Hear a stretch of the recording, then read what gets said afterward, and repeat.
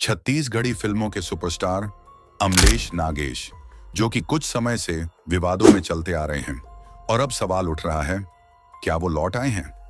जी हां, फिल्म है झन भूल मां बाप ला पार्ट 2। क्या इस फिल्म में वाकई अमलेश नागेश नजर आएंगे? चलिए जानते हैं पूरी बात। सन 2003 में आई थी झन भूलो मां बाप ला, जिस फिल्म ने लोगों के दिल जीत लिए थे और हर परिवार को एक संदेश दिया था कि मां बाप से बढ़कर कुछ नहीं है। और अब 2026 में उसका सीक्वल आ रहा है, लेकिन सबकी नजरें टिकी हैं सिर्फ एक चेहरे पर, अमलेश नागेश पर। कुछ फैंस को उम्मीद है कि अमलेश जी इस फिल्म में जरूर दिखेंगे, पर सुनने में आया है पहले वो 6 या भुइयां 3 में आने वाले थे, लेकिन फीस का मामला बन नहीं पाया, इसलिए उन्होंने फिल्म छोड़ दी। अब खबर है कि वो फिर से फिल्मों में लौटना चाहते हैं।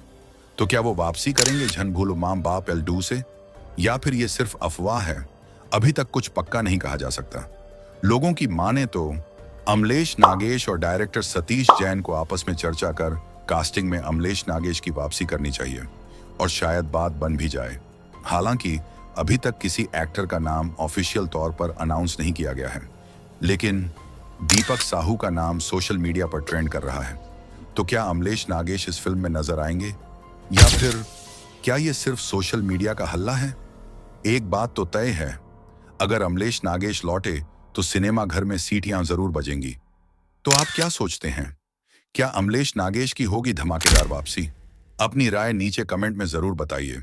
अगर आप भी अमलेश जी को दोबारा पर्दे पर देखना चाहते हैं तो इस वीडियो को लाइक कीजिए और चैनल को सब्सक्राइब करना मत भूलिए।